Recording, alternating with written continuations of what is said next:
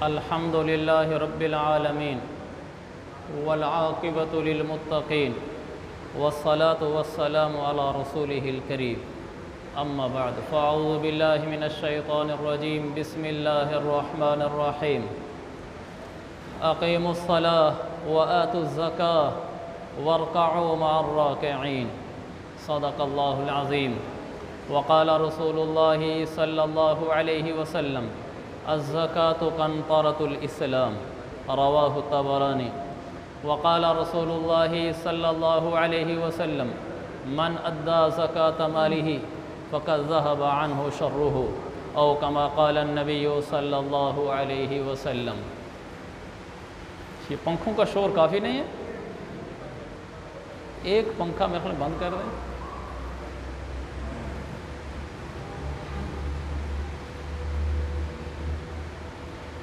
मेरे अज़ीज़ भाइयों, बुज़ुर्गों, दोस्तों, मोहतरम भाइयों, अल्लाह तबारक व तआला ने हमें बहुत मुबारक महीना अता फ़रमाया है रमज़ान का। रमज़ान के महीने में जहाँ और बहुत सारी बरकतें हैं जो मैंने कुछ पिछले जुमे अर्ज़ की थी, वहाँ एक हमारे दियार पाकिस्तान के हवाले से एक और बरकत है, वो है ज़कात। ये मैंने मुल्क पाकिस्तान के हवाले से इसलिए कहा है कि ये बरकत पाकिस्तान के हवाले से है। शरीयत के लिहाज से ये हुक्म नहीं है कि ज़कात वो रमज़ान में दी जाए, ये शरीयत का हुक्म नहीं है, ये हमारे यहाँ पाकिस्तान का चला हुआ एक रिवाज है। लिहाजा बहरहाल अब जो आदमी रमज़ान में ज़कात दे रहा है वो हर साल अब रमज़ान में ही देता रहे, ये ठीक है। लेकिन ज़कात कब देनी होती है? अगर रमज़ान के महीने में नहीं देनी होती तो फिर कब देनी होती है? तो ये मुस्तकिल एक तफसीली मसला है जो हमारा इस जुम्मे की नमाज़ के बाद प्रोग्राम है, उसमें इंशाल्लाह हम जहाँ ज़कात के मसाइल अर्ज़ करेंगे वहाँ ये भी अर्ज़ करेंगे कि ज़कात कब देनी होती है। लेकिन जो लोग रमज़ान में ज़कात दे रहे हैं वो देते रहें, एक शर्त के साथ, रमज़ान की कोई एक तारीख़ मुतय्यन ज़रूर कर लें। कोई भी तारीख़, जिस तारीख़ को पहले दे रहे हैं, मसलन कोई 10 रमज़ान को दे रहा है तो 10 को ही देता रहे, और अगर रमज़ान में देता है लेकिन कोई खातिर खा तारीख़ मुतय्यन नहीं की हुई तो फिर कोई एक तारीख़ मुतय्यन कर ले अभी से कि मैं आइंदा रमज़ान की इस तारीख़ को ज़कात दिया करूँगा, फिर बेआइनी ही उसी तारीख़ को ज़कात का हिसाब किया करे। ज़कात दे भला चंद दिनों बाद, कोई हर्ज नहीं, लेकिन एक दिन मुतय्यन करना शरअन फ़र्ज़ है कि रमज़ान की 12 तारीख़ को, रमज़ान की 21 तारीख़ को कोई एक तारीख़ आपने मुकर्रर कर रखी हो, फिर आप उस तारीख़ को ज़कात का हिसाब किया करें कि मेरे ऊपर कितनी ज़कात बनती है, फिर उसको भला थोड़ी थोड़ी करके आगे अदा कर दें, लेकिन एक दिन होना ज़रूरी है। ये एक बुनियादी मसला था जो मैंने अर्ज़ किया, मज़ीद मसाइल इंशाल्लाह बाद में अर्ज़ करते हैं। तो ज़कात की अहमियत क्या है, ज़कात चीज़ क्या है, ये हम इससे वाकिफ़ नहीं हैं। मैं इस मुख्तसर से बयान में जो 20-22 मिनट का मुश्किल होता है, मैं इसमें ये अर्ज़ करना चाहता हूँ कि ज़कात देने के क्या फ़ायदे हैं, ज़कात ना देने के क्या नुकसान हैं, हम क्यों उन राहों पर चल पड़े हैं जिन राहों में हमारे अपने माल की बर्बादी है, हमारी अपनी परेशानियाँ और तकलीफ़ें हैं। जब ये आयत उतरी वल्लज़ीना यकनिज़ूना ज़हब वल फ़िद्दा वला युनफ़िक़ूनहा फ़ी सबीलिल्लाह,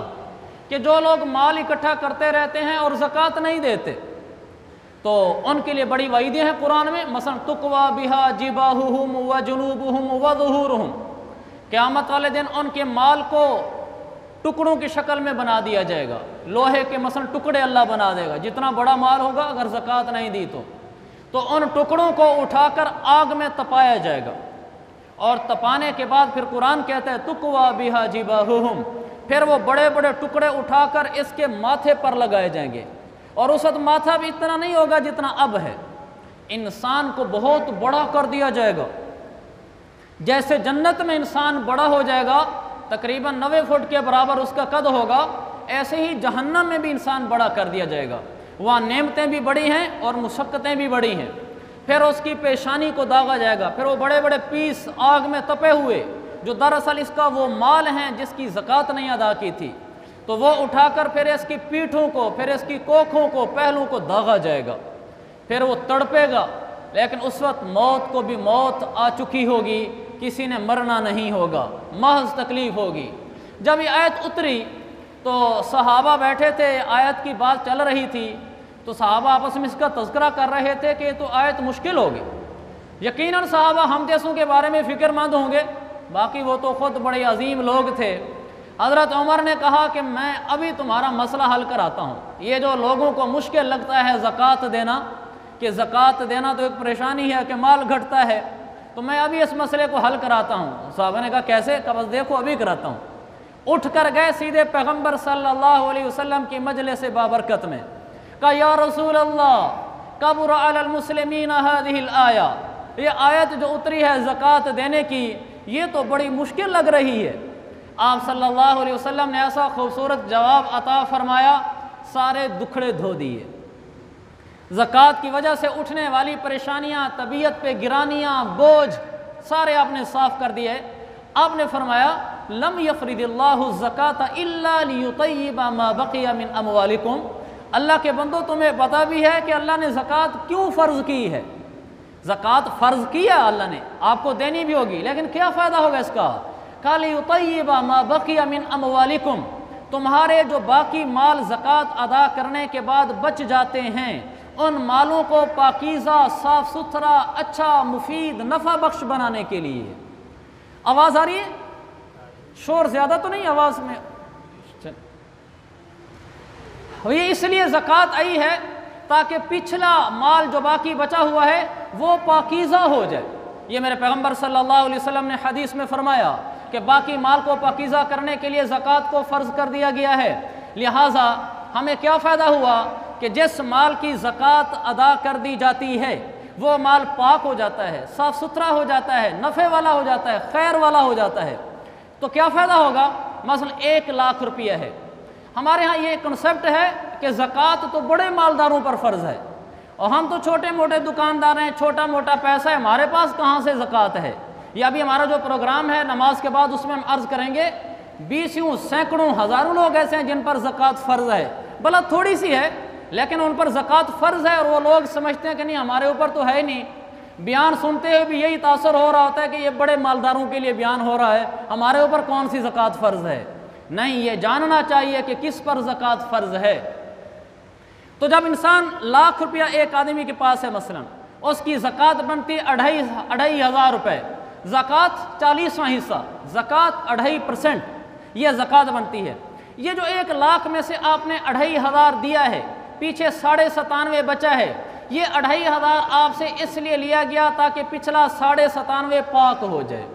97.5 نفع بخش ہو جائے، 97.5 سے آپ کے حق میں مفید فیصلے ہوں، 97.5 آپ کی پریشانی کا ذریعہ نہ بنے، یہ اس لیے ہوا ہے۔ تو جب یہ پیچھے والا 97.5 استعمال کیا جائے گا زکوٰۃ نکالنے کے بعد، لیطیب ما بقی من اموالکم، یہ پاکیزہ مال ہے، تو پھر کیا ہوگا؟ جب یہ ہمارے اندر اترے گا، اندر پاکی کے جذبات ابھارے گا، نیکی کا جذبہ ابھرے گا، پاک دامنی کے جذبات اٹھیں گے، ہماری بیٹی بہن زکوٰۃ نکلے ہوئے مال کی استعمال کرے گی۔ 1 لاکھ روپیہ تھا، ہم نے 2,500 نکال کے 97.5 گھر میں استعمال کیا، اب یہ جو پیسہ گھر میں آئے گا، اس سے ہم بستر بنائیں گے، اس سے ہم گھر کی کوئی چیز لیں گے، کوئی کھانے پکانے میں استعمال کریں گے۔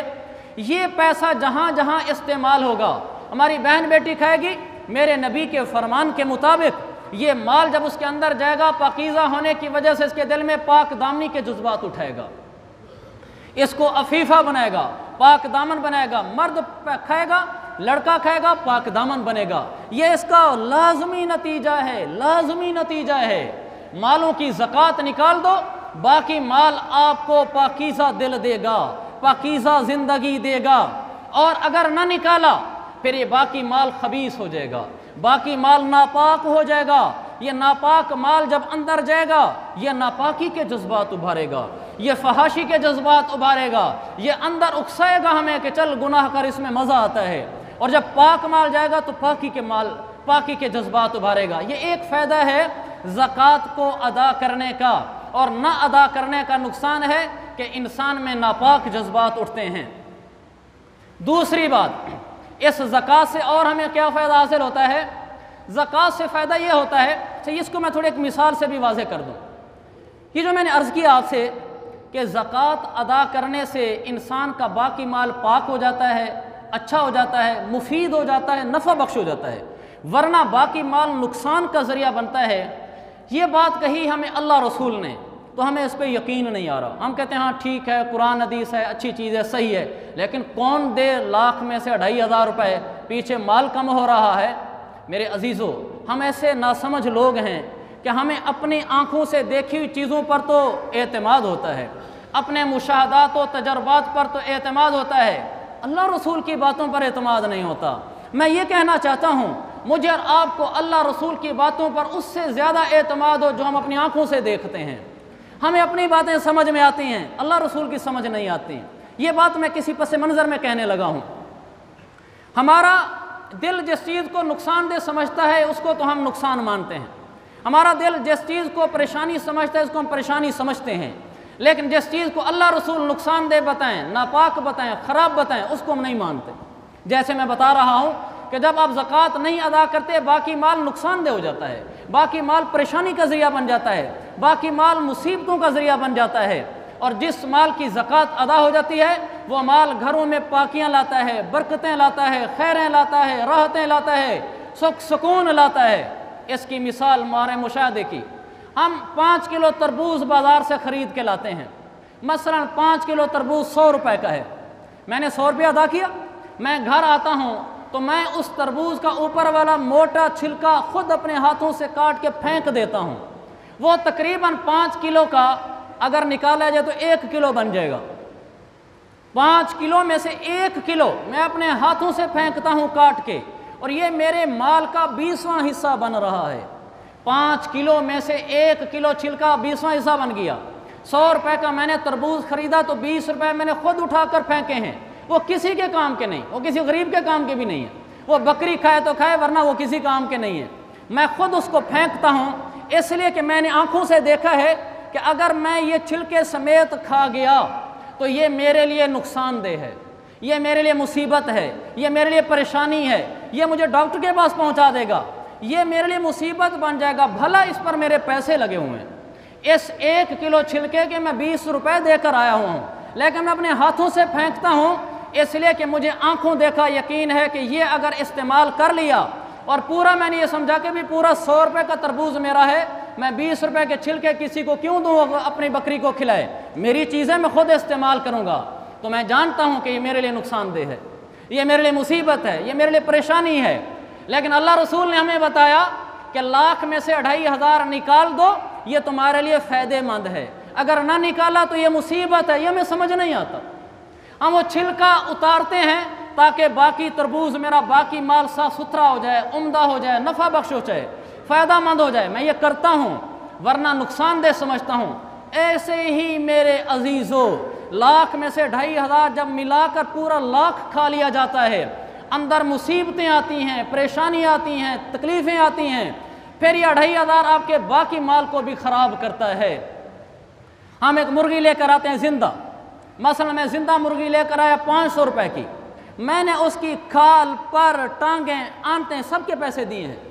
500 روپے کی مرغی لے کر آتا ہوں اور اس میں سے میں اس کی ٹانگیں، پنجے اور میں اس کے اندر کی آنتیں اور اس کی کھال اور بال اور سری یہ میں کاٹ کے پھینک دیتا ہوں، میں گھر میں اس کو استعمال نہیں کرتا، یہ کسی کے استعمال میں نہیں آتی، لیکن میں سمجھتا ہوں کہ اگر میں نے اپنی اس مرغی جو 500 کی خریدی، یہ چیزیں تقریباً 100 روپے کی بن جائیں گی، اگر میں نے 100 روپیہ اس سے جدا نہ کیا، میری ساری مرغی میرے لیے نقصان دہ ہے، اگر اس سمیت میں کھا گیا تو میرے لیے نقصان دہ ہے۔ میں سمجھتا ہوں میں اپنے ہاتھوں سے 500 روپے میں سے 100 روپیہ وہ سائڈ پہ کر دیتا ہوں، اس لیے کہ میری آنکھوں نے مجھے بتایا ہے کہ یہ اگر استعمال کر لیا تو تیرا نقصان ہو جائے گا۔ تو میرے عزیز بھائیو، یہ باتیں سمجھ میں آتی ہیں، اللہ رسول کی باتیں کیوں سمجھ میں نہیں آتی کہ جس رب نے مال بنایا، جس رب نے مال سے نفع اور نقصان پہنچانا ہے، جس مال سے مجھے خوشیاں یا تکلیفیں پہنچنی ہیں، وہ رب خود کہہ رہا ہے کہ اگر تم نے اس مال میں سے 2500 نکال دیے، 2.5% نکال دیے، تمہارا باقی مال ایسے صاف ستھرا صحت مند نفع بخش ہو گیا جیسے تربوز کا چھلکا اتارنے کے بعد باقی بچ جاتا ہے، مرغی اپنی کھال کے بعد باقی بچ جاتی ہے، اور اگر تم نے یہ استعمال کر لیا بعین ہی ایسے جیسے چھلکے سمیت تربوز کھانے کا نقصان ہے، جیسے مرغی کے کھال پنجو سمیت کھانے کا نقصان ہے، اس سے بڑا نقصان یہ ہے کہ تم زکوٰۃ کے پیسے بھی خود کھا گئے۔ اللہ مجھے آپ کو سمجھ دے، کون ہے ہمارا ہمدرد سرکار سے بڑا،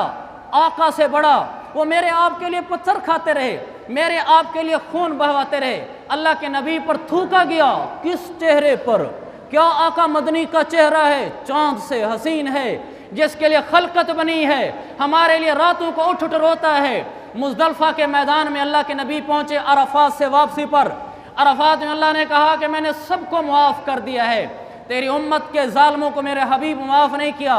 آپ جب مزدلفہ پہنچتے ہیں آپ ہاتھ اٹھا دیتے ہیں، اے اللہ میری امت کے ظالم بھی تو میری امت میں سے ہی ہیں، ظالموں کو اپنی رحمت سے معاف کر دے، جو مظلوم ہیں ان کو بدلہ تو دے دینا، میری امت کا ظالم ہے اس کو معاف کر دے۔ وہ ہمارا نبی ہمیں عرفات میں نہ بھولا، وہ ہمارا نبی ہمیں مزدلفہ میں نہ بھولا، وہ ہمارا نبی طائف میں پتھر کھاتے ہوئے دوڑ رہا ہے، پھر بھی امتی امتی کر رہا ہے۔ لعل اللہ ان یخرج من اصلابہم من یعبد اللہ وحدہ، بخاری یہ اس وقت بھی ہمارا بھلا سوچ رہا ہے، راتوں کو اٹھ کے تڑپتا ہے۔ رات کو شب برات میں امی عائشہ اٹھتی ہیں، اللہ کے نبی نہیں ہیں، ڈھونڈتے ڈھونڈتے قبرستان پہنچتی ہیں، سرکار وہاں امت کے لیے دعائیں مانگنے میں مشغول ہیں۔ یہ وہ نبی ہے جس نے ہمارے لیے سب کچھ کیا، اس سے بڑا ہمارا کوئی ہمدرد نہیں ہے۔ وہ ہمیں بتاتا ہے لیطیب ما بقی من اموالکم، لوگو میری مانو میں تمہارا خیر خواہ ہوں، اپنے مالوں کی زکوٰۃ دے دو،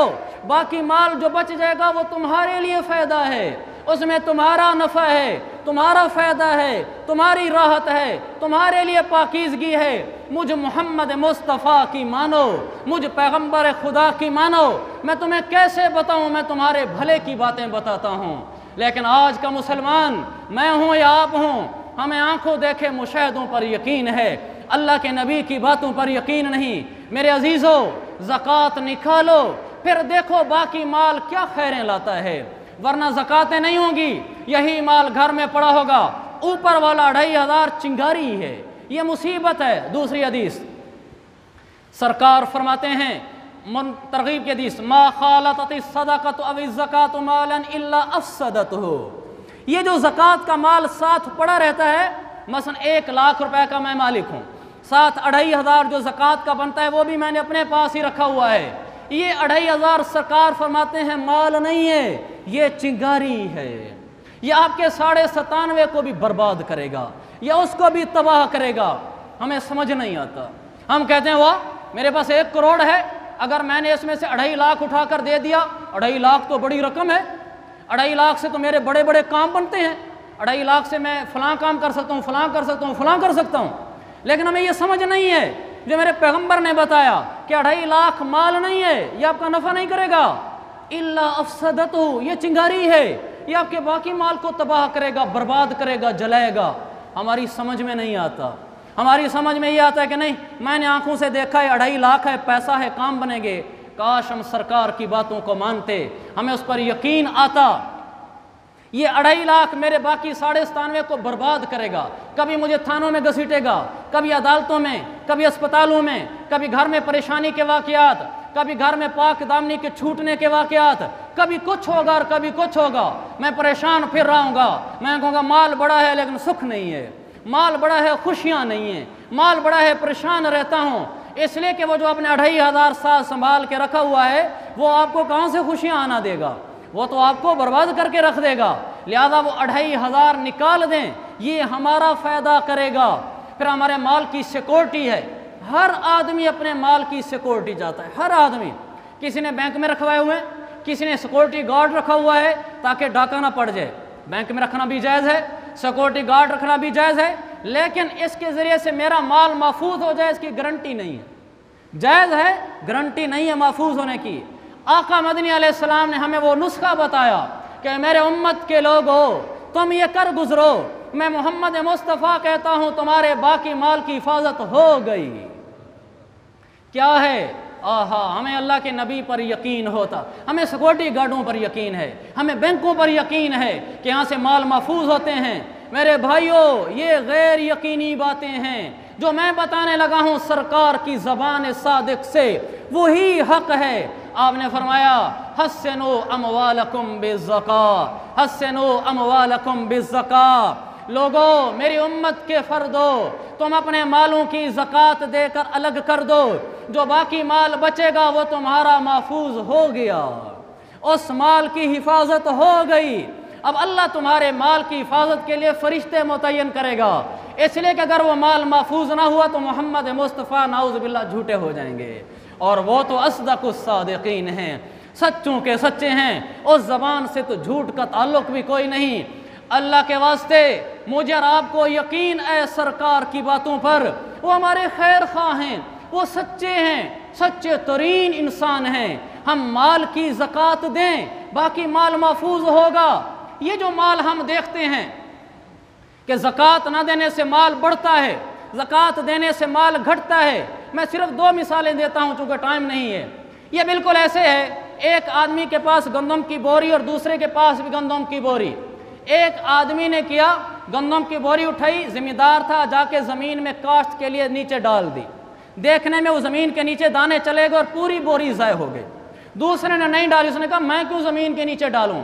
چند دنوں بعد یہ خود دیکھیں گے، جس نے 1 بوری ڈالی ہے وہ 100 بوریاں اٹھائے گا، اور جس نے بوری نہیں ڈالی بظاہر مال محفوظ ہے لیکن یہ ختم ہو جائے گا، پیچھے بھی کچھ نہیں۔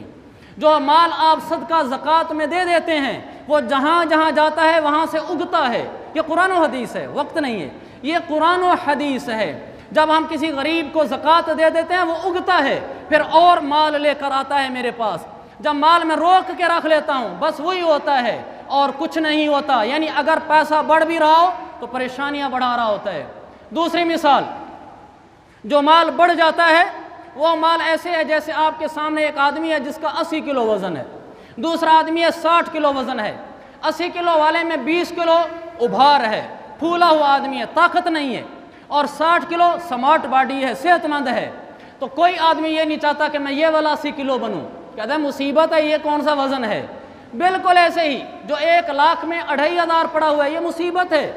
یہ بیماری ہے، اس کو دور کریں گے تو جسم صحت مند ہوگا۔ اگر آپ اپنے مال میں سے 2.5 نکال دیں گے، باقی مال صحت مند ہے، وہ نفع لے گا، فائدے لے گا، راحتیں لے گا، برکتیں لے گا۔ ایک دفعہ ہم اللہ رسول پر یقین کر کے دیکھیں اور جو زکوٰۃ بنتی ہے وہ ادا کر کے دے دیں، باقی بہاریں آپ اپنی آنکھوں سے دیکھیں گے کہ زکوٰۃ دینے کے بعد گھروں میں، کاروباروں میں کیا بہاریں آتی ہیں، وہ میرے بتانے کی ضرورت نہیں، آپ کی آنکھیں آپ کو بتائیں گی۔ اللہ مجھے اور آپ کو عمل کی توفیق عطا فرمائے۔ زکوٰۃ کس پر فرض ہے، کس پر نہیں ہے، کتنی ہے، کس کو دینی ہے، یہ انشاءاللہ نماز کے بعد پروگرام ہے۔ یہ نماز کی طرح زکوٰۃ سیکھنا بھی ضروری ہے۔ آپ تشریف رکھیں، تھوڑا سا دورانیہ کا ہمارا پروگرام ہے، آپ یہ علم حاصل کر کے جائیں۔ اللہ میری اور آپ کی طرف سے قبول فرمائے۔ وآخر دعوانا ان الحمد للہ رب العالمین۔